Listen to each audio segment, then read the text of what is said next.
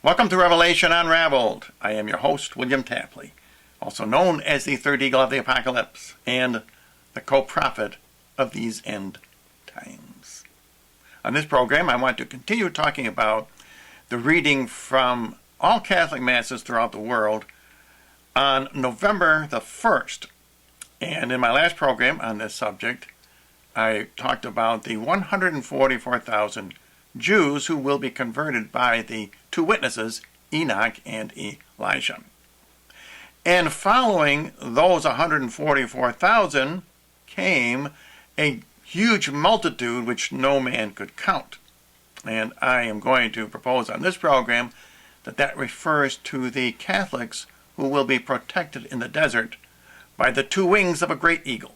And those two wings represent Mary's rosary and scapular. So let's begin by reading Revelation 7, verse number 9. After this I saw a great multitude.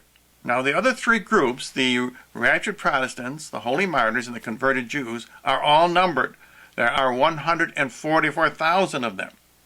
But of this group, the protected Catholics, they are the only ones that are not numbered.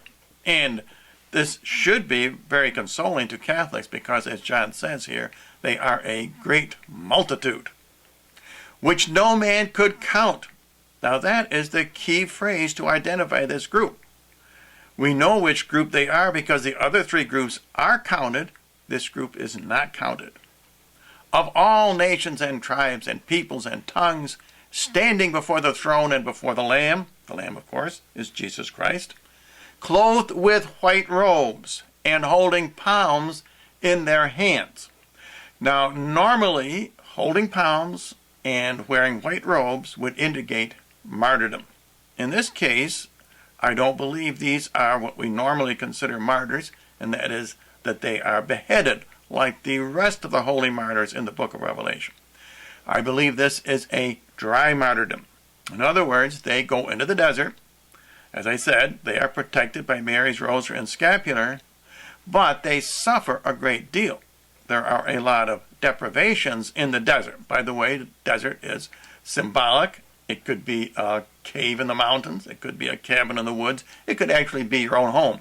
But you will be deprived because you will not take the mark of the beast. And verse number 13.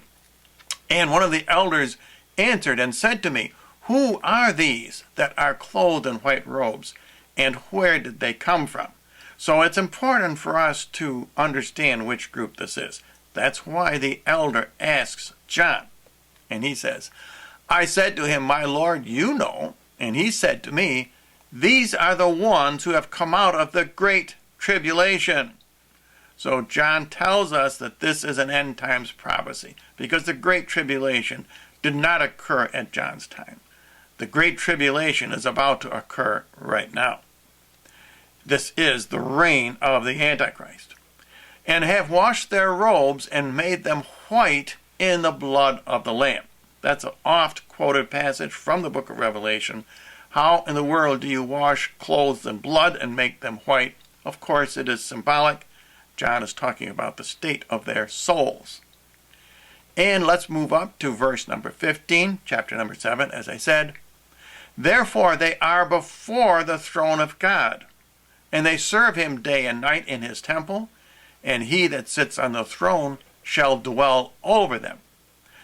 Now, this is not describing the protected Catholics either during the tribulation period, this is after they have been victorious, nor during the millennium, when they will reign on earth with Jesus.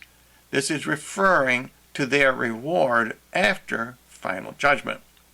Revelation 7, verse number 16. They shall no more hunger nor thirst. Now this refers back to the time when they were in the desert, where food and clothing and shelter was very scarce. Neither shall the sun fall on them, nor any heat. Again, this is an obvious reference to their time in the desert.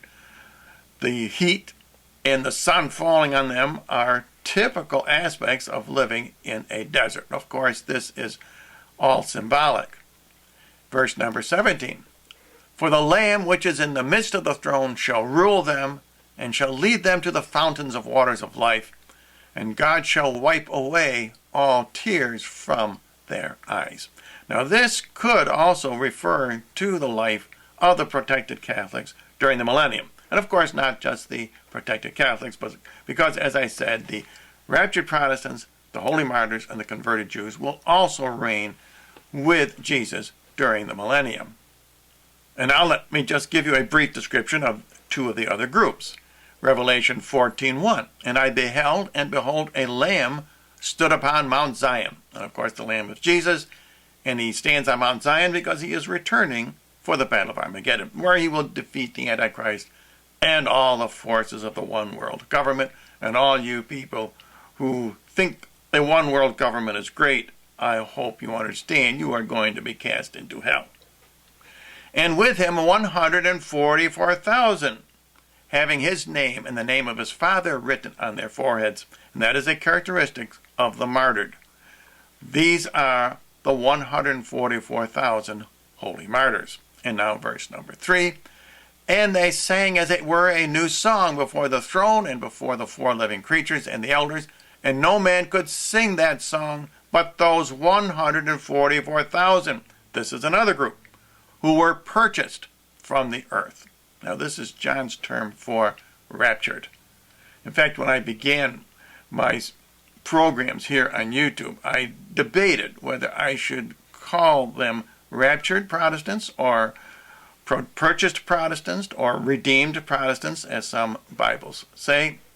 It's all the same thing. I decided to go with raptured because everyone would know what I was talking about. But that is not John's term. He calls them purchased. Now, I want to refer to several places in the Old Testament where these same four groups are referred to. For example, the four young men in the burning furnace in Daniel, Shadrach, Meshach, Abednego, and the fourth figure, the 7 times hotter that furnace is heated, refers to the 7 years of tribulation. Shadrach, Meshach, Abednego, and the fourth person symbolize the same four groups we are talking about. And another very interesting place where these same four groups are found is in the writing on the wall, where Belshazzar is judged by Almighty God. And the hand writes, Mene, Mene, Tekel, Parsin. And it's interesting the meaning of those words. Mene means numbered. Tekel means weighed in the balance. Parsin means divided. And of course Daniel interprets this for them. He says to Belshazzar the meaning of the words. It means your days are numbered, or your kingdom is numbered. You have been weighed in the balance, and you are found wanting, and this night your kingdom shall be taken from you and given to the Medes and the Persians. What's interesting is, why did Daniel say Mene, Mene twice?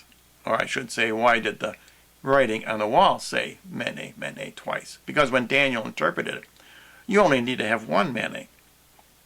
And the reason is because, as I said, these four words refer to the four groups who will reign with Jesus during the millennium.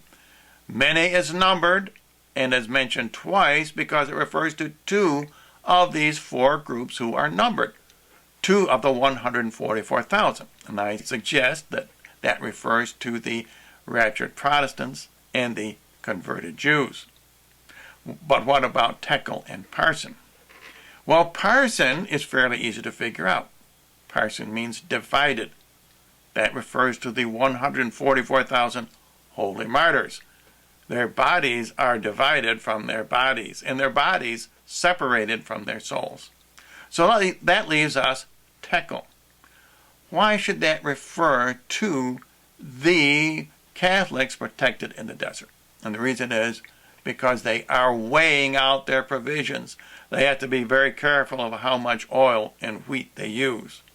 Everything will be scarce in the desert. So it's interesting that the same four groups who we are seeing now, who will reign with Jesus during the millennium, are predicted way back in the Old Testament.